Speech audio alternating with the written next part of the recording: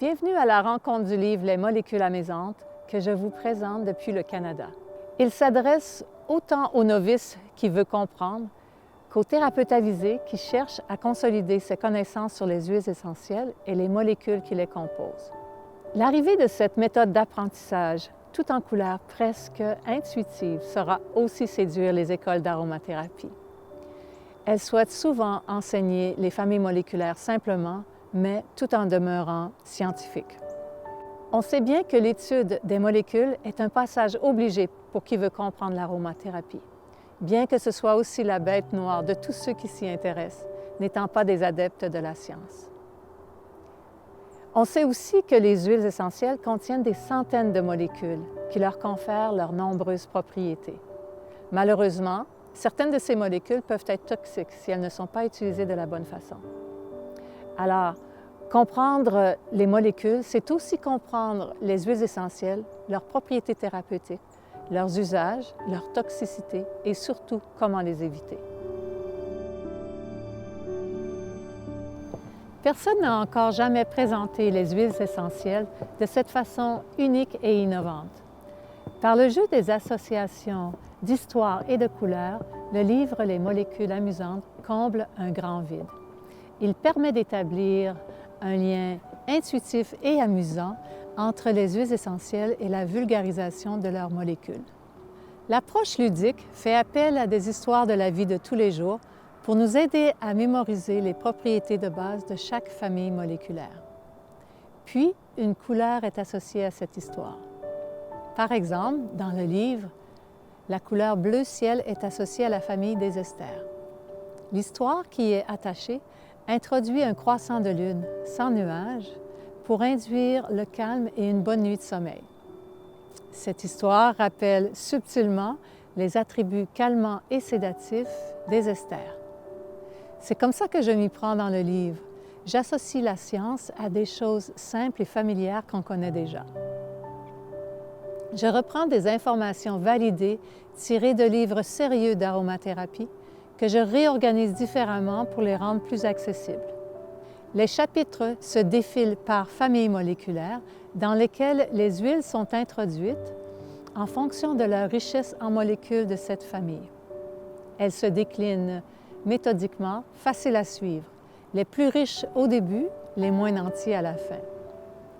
J'utilise 3 tailles différentes de cercles de couleurs sur les fiches visuelles en fonction de la concentration des molécules majoritaires de chaque huile. Il s'agit d'une approche pédagogique qui va à la rencontre des huiles essentielles au travers de leurs molécules, une à la fois, pour mieux les intégrer. Les écoles d'aromathérapie pourront s'inspirer de cette approche innovante pour enseigner. Bref, ce livre est le maillon manquant tant attendu qui fait enfin le lien entre la science des huiles essentielles et une meilleure compréhension de ce que cela signifie. Les fiches visuelles des huiles essentielles dans le livre Les molécules amusantes permettent de reconnaître en un coup d'œil les familles moléculaires et les molécules majoritaires qui les composent. Une fois les histoires mémorisées, il est plus facile de déterminer quelles sont les huiles essentielles qui ont les propriétés de base que l'on recherche. On n'a qu'à s'attarder aux couleurs correspondantes sur les fiches visuelles. Par exemple, si on cherche une huile calmante, on s'attardera au cercle de couleur bleu ciel sur les fiches. C'est la couleur attribuée aux esters dans le livre.